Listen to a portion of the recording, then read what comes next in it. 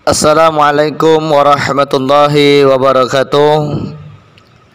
Alhamdulillah, alhamdulillahi rabbil alamin.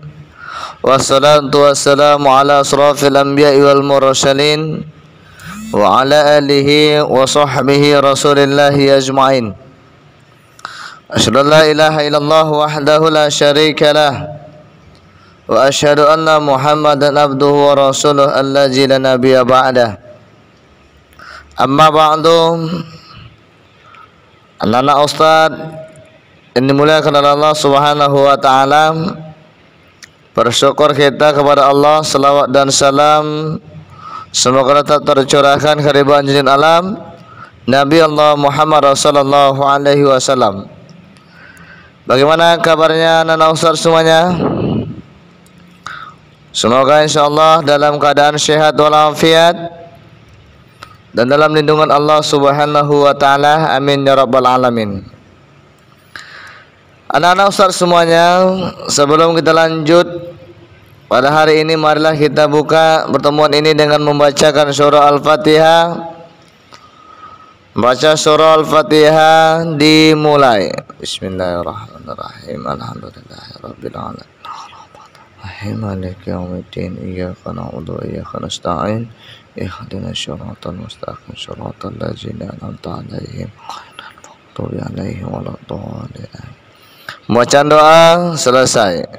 Mudah-mudahan dengan pembacaan surah Al-Fatihah tadi, pertemuan kita pada hari ini mendapatkan barakah dan ridha Allah Subhanahu wa taala. Amin ya rabbal alamin. Baik anak-anak ustaz semuanya, kita lanjut ke slide berikutnya. Baik anak-anak ustaz semuanya, pada pertemuan kali ini pada mata pelajaran Pendidikan Agama Islam dan Budi Pekerti untuk kelas 9, pada hari ini kita akan membahas tentang akikah. Yang pertama, apa itu pengertian akikah? Akikah dalam bahasa Arab artinya memotong.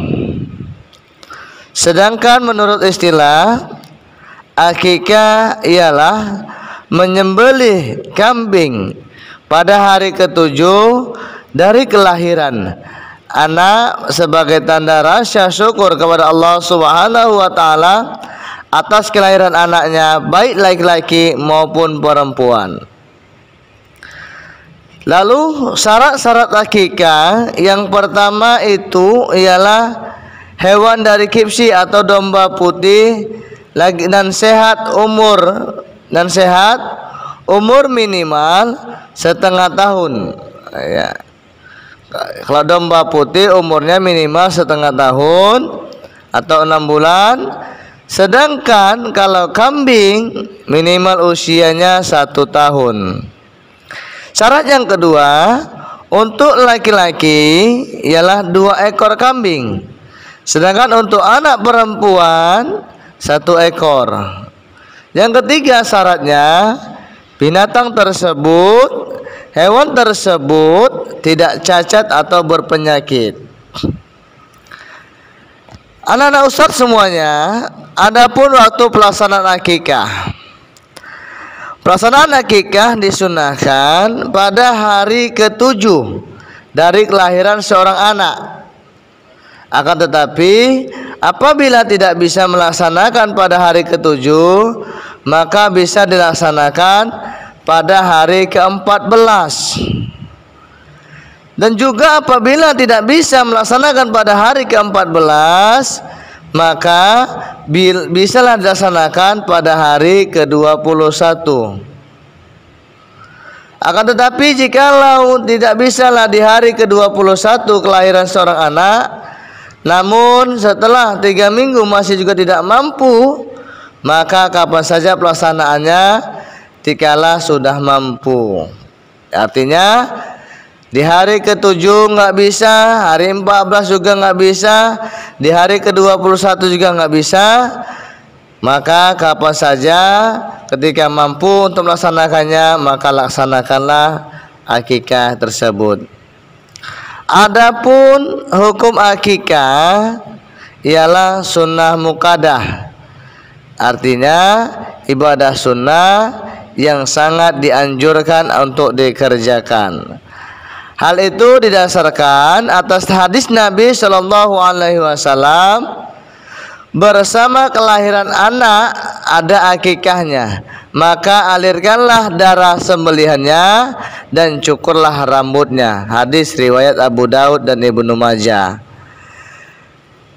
Disunnahkan untuk memberi nama yang baik sesuai sabda Rasulullah, kalian akan dipanggil pada hari kiamat dengan nama-nama kalian dan nama-nama bapak kalian, maka indahkanlah nama-nama kalian.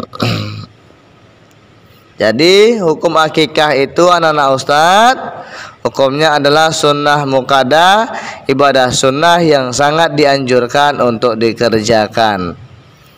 Adapun hal-hal yang disunnahkan sewaktu akikah, ya, yang pertama menyembelih hewan akikah. Yang kedua, disembelih oleh ayah dari anak yang diakikahi. Akan tetapi ketika ayah tidak bisa, maka boleh saudara atau tetangga yang untuk menyembelih hewan tersebut.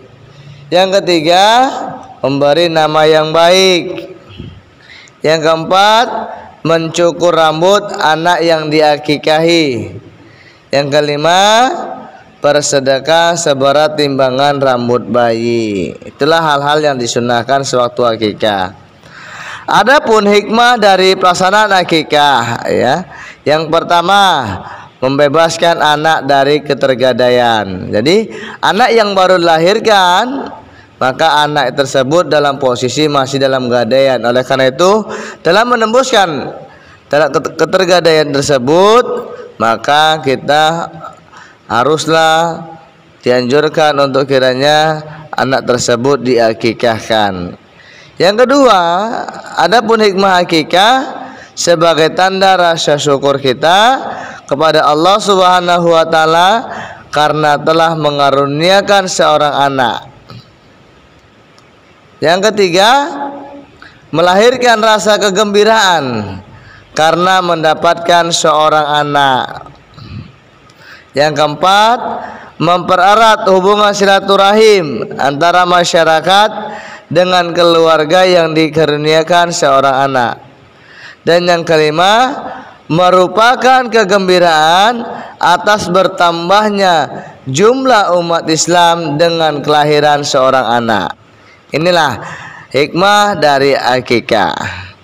Baik anak-anak ustadz, demikianlah Ustadz harap pada anak-anak ustadz agar kiranya dicatat di buku catatannya dengan rapi.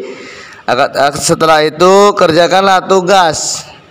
Yang pertama, jelaskan pengertian akikah.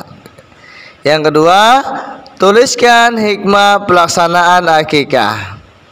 Yang keenam, jelaskan tentang hukum akikah dan kapan pelaksanaannya. Yang keempat, tuliskan hewan yang boleh digunakan untuk akikah dan syarat hewan yang boleh digunakan untuk akikah. Inilah saja anak-anak ustadz pertemuan kita pada hari ini.